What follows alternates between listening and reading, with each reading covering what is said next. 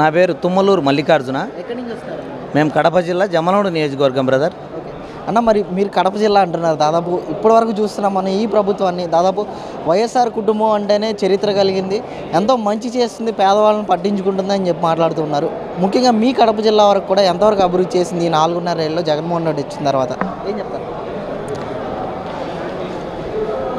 YS Rajasekhara రెడ్డిని అయితే ఆయన సొంత జిల్లా, సొంత నియోజకవర్గం పులివెందుల నియోజకవర్గం అయిన కడప జిల్లాకు కూడా ఆయన ముఖ్యమంత్రిగా ఉన్న టైంలో ఒక స్టీల్ ప్లాంట్ నిర్మించాలనే ఆలోచన కానీ, ఒక ప్రాజెక్టు కట్టాలనే ఆలోచన కానీ ఉండి ప్రాజెక్టును పూర్తి చేసినాడు. కానీ స్టీల్ ప్లాంటు అర్ధాంతరంగా నిలబడిపోయింది.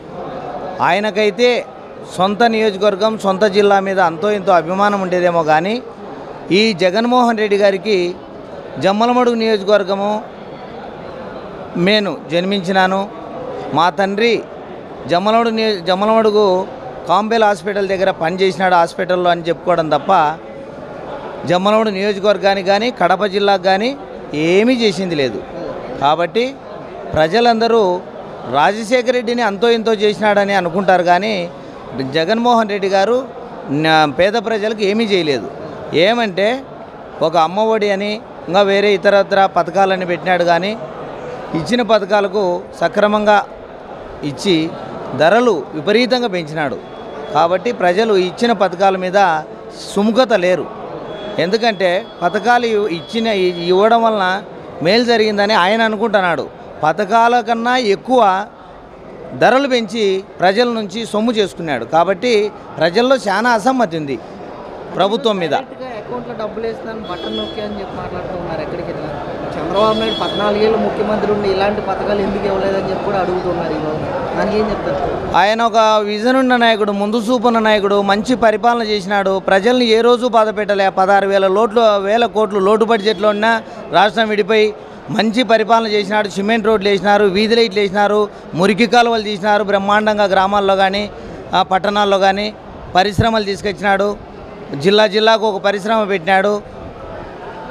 ప్రాజెక్టులను నిర్మించినాడు. కొత్తగా రాజధాని నిర్మించాలని ఆలోచన చేసినాడు. పోలవరాన్ని కట్టినాడు.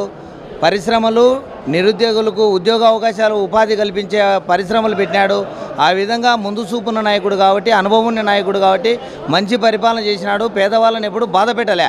ఈయన ఇచ్చిన దానికన్నా 300 బాధ పెడతాడు. ఇచ్చి సుఖం ఏముంది అంట. పథకాలు పెడితే దాన్ని సంపద సృష్టించే శక్తి సామర్థ్యం ఉండి ప్రజలకు ఇచ్చి అంతకన్నా 200 అభివృద్ధి, సంక్షేమం 2 కళ్ళ మాదిరి చూసి పరిపాలన చేసే అతన్ని ఒప్పుకుంటారు ప్రజలు. ఎక్కడైనా ఏ ముఖ్యమంత్రినైనా ఏ రాష్ట్రమైనా. ఊరికే నువ్వు ప్రజలకు ఇచ్చినంతకన్నా 300 ప్రజల నుంచి దోసుకుంటున్నావు. ఏం ఉపయోగం ఉంది? విపరీతంగా ధరలు పెరిగినాయి. పెట్రోలు, డీజిల్, గ్యాసు, బస్ ఛార్జీలు, కరెంటు ఛార్జీలు, సిమెంటు ధరలు బ్రహ్మాండంగా. మద్య నిషేధం అంటే ఏం చేయలేకపోతే. అంటే ఈరోజు చంద్రబాబు నాయుడు ఇచ్చారు కదా మినీ మేనిఫెస్టో 6 పథకాలు అమలు చేస్తున్నానని చెప్పేసి గెలిస్తే అని అంటున్నారు. ఉచితంగా 3 సిలిండర్లు ఇవ్వడం కానీ, మహిళలకు ఉచితంగా బస్సు ప్రయాణం కానీ, ఆడపిల్లలకి 18 సంవత్సరాల నుంచి 59 సంవత్సరాలకు 1500, తల్లికి 100, ఇలాంటి పథకాలు ఇవన్నీ ఉచితాలే కదా, మరి ఎలా ఇస్తాడు అని చెప్పి ఈరోజు ప్రశ్నిస్తున్నారు. దానికి ఏం చెప్తారు?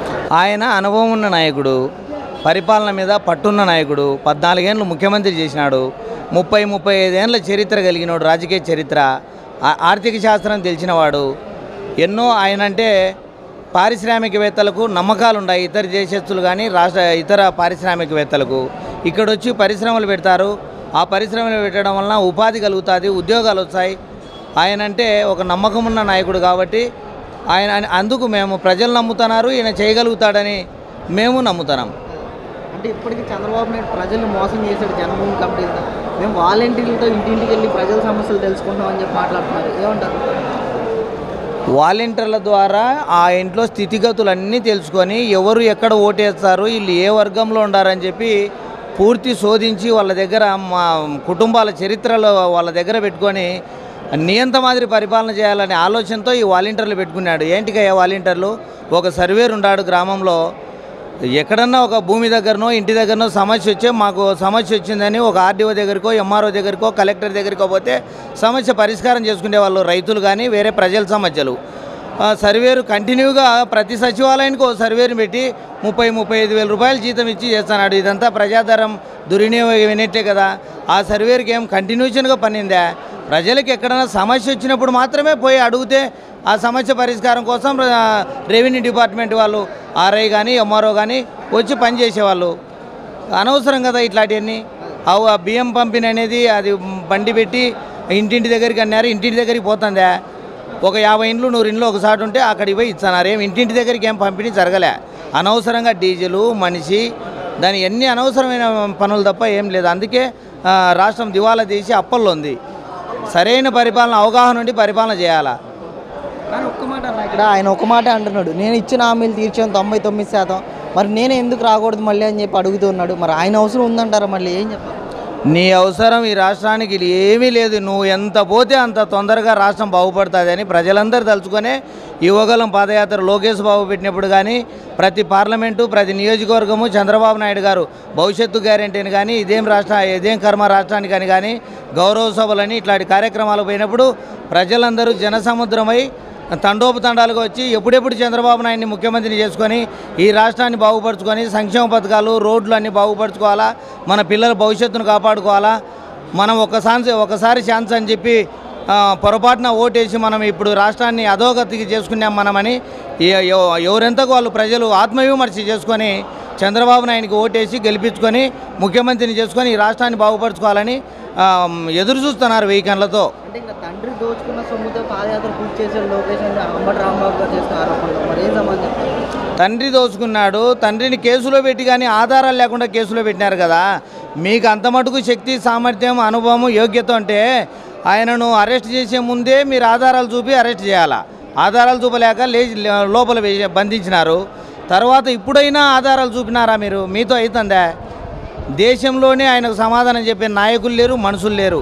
కోర్టులకు జవాబు చెప్పగలిగే సామర్థ్యం ఉంది ఆయనకు. మొత్తం ప్రపంచమంతా గర్వించదగిన వ్యక్తి ఆయన ఒకరితో చెప్పించుకునే వ్యక్తి కాదు. అటువంటి వ్యక్తి అయితే 40 ఏళ్ళ రాజకీయంలో మచ్చ లేకుండా బతికినాడు నీతి నిజాయితీగా. ఈసారి ఎంతమంది కలిసి వచ్చినా 175 నాకే వస్తాయని అంటున్నాడు కదా, ఏమంటారు? ఎంతమంది కలిసి వచ్చినా 175 నాకే అని అంటున్నారు కదా, ఏమంటారు? ఊరికే నోటి మాట నేలకి ఉంది, ఎవరైనా మాట్లాడతాం. 175 అయినచ్చు, ఒకవేళ 200 సీట్లు పెంచి మళ్ళీ నియోజకవర్గాలు 200 కానీ నాకే వచ్చాయనచ్చు. ఊరికి మాట అంటానే అవుతుందా? అంత మటుకు ధైర్యము సామర్థ్యం నీకుంటే, నువ్వు పని చేసినా నేను నమ్మకం నీ దగ్గర ఉంటే, నియోజకవర్గాల్లో ఎంఆర్ఓలను ఆర్డీఓలను మార్చినట్లు ఎమ్మెల్యేలు మార్చడం ఏంది? మనం పని చేసినాం, ప్రజలకు మంచి పరిపాలన అందించినాం, ప్రజారంజక పాలన చేసి ప్రజలందరూ మెచ్చుకునే పరిపాలన చేసినామనే నమ్మకం నీకు కానీ నీ ఎమ్మెల్యేలు కానీ ఉంటే, అయినా నన్ను చూసి ఓటేసినారు అని చెప్పి అన్నావు కదా ఒక టైంలో. ఇప్పుడు నిన్ను చూసి ఓటేస్తారు.